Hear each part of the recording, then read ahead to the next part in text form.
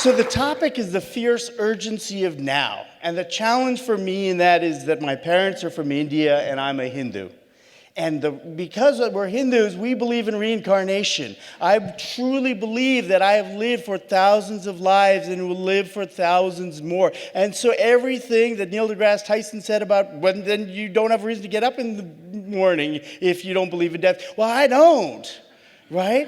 And so I don't believe in urgency. And I don't believe in now. So I can only talk to you about the part that I know about, which is fierce.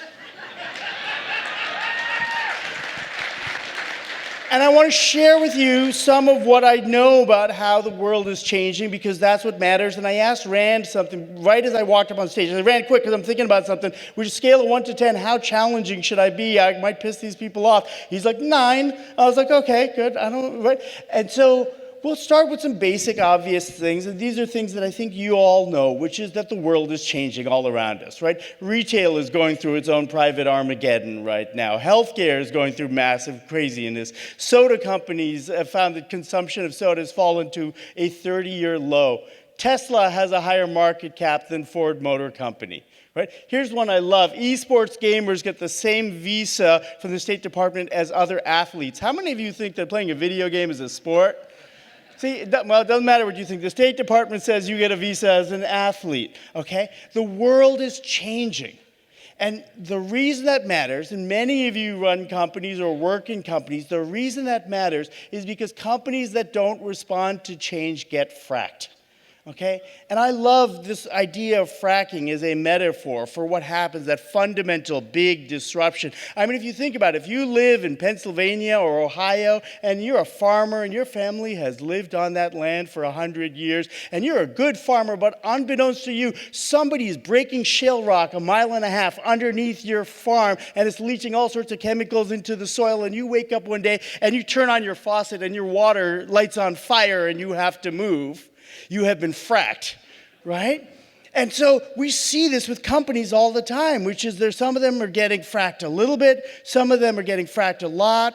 My colleagues and I at Jump started to make what we called a fracked list, right? These are people over here. These guys are totally fracked, right?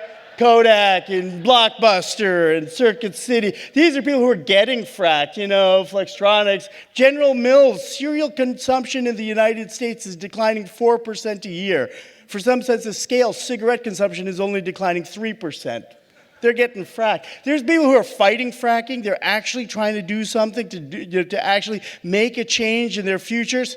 And then over here are the serious frackers, the people who are doing the fracking. Folks like Alibaba and Amazon and Apple and Facebook. We also have these folks over here. We put a little space in between. These are the people we call the little frackers, because people try to ignore them. Like, oh, Airbnb is a blip. You don't have to pay attention. Marriott has so many rooms. Yeah, you got to pay attention to the little frackers, though, because little frackers grow up to be big frackers. If you don't pay attention, you're going to get fracked. All right, but this isn't even the most important fracked list. None of this actually really matters. How many of you have kids, by the way? Show of hands. Okay, there is a much more important list of fracking, a scoreboard that I want you to pay attention to and keep in mind, and it's this list right here. This is our countdown, ladies and gentlemen. 7, 6, 5, 4, 3, 2, 1. This is the scoreboard that actually matters, okay? Everybody say 7. What's 7 on this list? Just shout it out. Correct, 7 billion people on planet Earth, soon to be 9 billion people. And the way we fit so many people on planet Earth is we give about everything to 1 billion people, and everybody else has to go pound sand. Everybody say 6. What's 6? Quieter. 1 in 6 people in America struggle with food insecurity. 1 in 6 people worry if they're going to go to bed hungry every night. Not in the Sudan, not in sub-Saharan Africa. In the United States of freaking America, 1 in 6 people go to bed hungry every night. Half of those people are children. Everybody say 5? What's 5? 5,000 out of every people, 5,000 out of every million Americans are incarcerated. We keep in prison a higher percentage of our population than any developed country in the world, than any country in the world. We keep more people in prison than the Soviet Union did under Stalin. We keep more people incarcerated than any apex civilization in the history of man, and we do it through mandatory three-strike sentencing, crazy laws about tough on drugs, and politicians who want to show that they're strong even when they're scared. Everybody say 4. What's 4? Yeah, we thought 4 degrees was how much the planet was going to heat up by 2100. And then last year they told us that it was actually, their calculations were off, it's going to be 2050. And then about 2 months ago they said, no, we have actually about 12 years left. Everybody say 3. You know this one? 3? 3 to 1 is a ratio. 3 to 1 is the ratio of suicides to homicides on planet Earth. You take all the people yesterday who got killed, who were murdered or assassinated, and 3 times as many people took their own life yesterday. And when I mean homicides, I mean all the wars as well. So you take everybody who got shot in Syria, you take everybody who died in Yemen yesterday, 3 times as many of us decided to go gently into the night. Now what does that tell you? It means that we have a crisis not just of safety or security or peace, ladies and gentlemen. We have a crisis of joy. We have a crisis of meaning on our hands. Everybody say 2. What's 2? 2 is how many planets we need at the rate that we're using up our resources. And in about a year or 2, I'm going to have to change that number to something else because that 2 is going to become 3 because China's coming online, baby.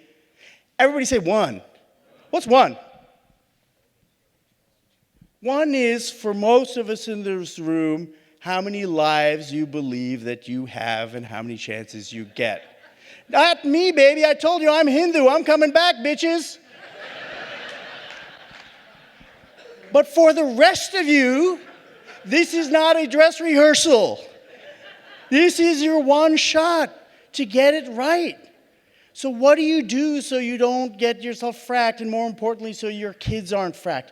Well, here's what I know about this, which is that you don't have to have the right answer, but as leaders, and I know that you're all leaders, as leaders you have to have everybody focused on the right questions. That's what's most important. If you can actually get everyone focused in your organization on the right questions, you can come up with something. I've been spending a while, I'm writing another book, as Julie knows, and what we're finding is, in fact, there's actually not an infinite number of things that leaders need to do. They need to unleash action. They need to unleash focus. They need to unleash creativity. They need to unleash intuition, and they need to unleash courage. Right? And if you look at this list, if you're like me, you'll look and say, Dave, that's totally obvious. And you're right, it is totally obvious. I'm just a consultant. Give me a break. But how you do it is the challenge, and those things are not obvious at all. And I come here as a sense of gratitude. I feel like I'm coming to an idea potluck, so here's my little casserole on the table for you all to try, which is particularly with this idea of courage. We have a fundamental misunderstanding of what courage means in our society. We actually don't really know what it means. And in fact, our idea of what courage is actually leads us to not have courage. We all need courage. We need people to take risks. We need people to try things. We need people to speak up. And yet it doesn't happen. And it doesn't happen in many ways because the stories that we have about courage mislead us. Right? It's great to hear stories about Malala or Rosa Parks or John McCain or that guy in Tiananmen Square 19 years ago, you remember, who stood in front of the tanks, right? Those are the stories that we hold on to as stories of courage, right? But in fact, these stories completely mislead us as to actually how to unleash it in our own organizations. I'll tell you what I mean. We'll do it just as a little bit of a case study sort of thing. Right? Let's imagine, this was based on some work that was done by Amy Edmondson at Harvard a number of years back, and she looked at hospitals. Now here's the thing. Imagine, God forbid, that you or someone you loved needed to go to a hospital for a surgery, for a procedure, right? And there were 5 hospitals right near your house, and all of them took your insurance, and they were all equidistant. And so they were pretty much the same hospital. The only thing that you knew that was different about those hospitals is what their medical error rate was, which is how often do they screw something up. And medical error rate could be small, like you gave them Advil instead of Motrin. Medical error rate could be large, like you stitched up the patient and the scalpel is still inside. Okay? And so we have 5 hospitals near your house, and one of them has a 2% error rate, one of them has a 5% error rate, one has a 10%, one has a 20%, one has a 30%. which hospital would you go to? Show of hands, how many of you would choose to go to the 2% hospital? Okay, yeah, because your mamas didn't raise no dummy, right? How many show of hands? 5%? Okay. 10%? Anybody you want to go to the 20% hospital? 30%. Do we have anybody who's up for the 30% hospital? Here's the thing, right? That you're all making the reasonable choice. In fact, medical error rates since the Affordable Care Act have been published, and you can see this data. And my advice to you, free, useful advice, if you have a choice of hospitals, go to the hospital with a 20% error rate.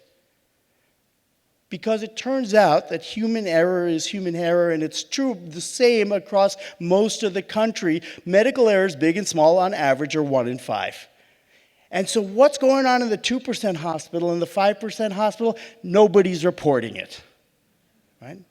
That's the difference. Nobody's speaking up. And Amy Edmondson discovered this when she went and she did ethnographic research in these areas. In the 20% hospital, right, there was a nurse who sat there and said, oh, you know, I gave Tylenol instead of Advil. Well, let's just mark it on the chart and keep it just so that people know in case something happens. And in the 2% hospital, the nurse sat there and said, oh, gosh, I gave Tylenol. Oh, but you know what? My attending is going to scream at me. And he's like, totally, he just always shouts at everybody. Let's just leave it off and, you know, it'll probably be okay. And not surprisingly, the 2% hospitals and the 5% hospitals are the slowest places to learn new techniques, because it turns out that you can't learn anything when you're scared, right? So it tells us something about the fundamental nature of human error, but more importantly, it tells us something about the nature of courage.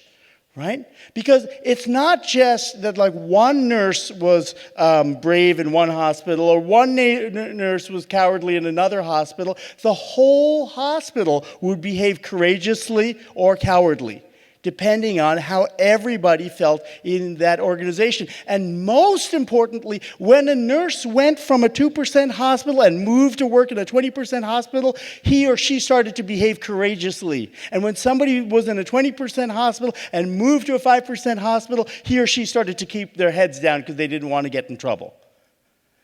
I don't know what's going on with the 30%. That's just fucked up.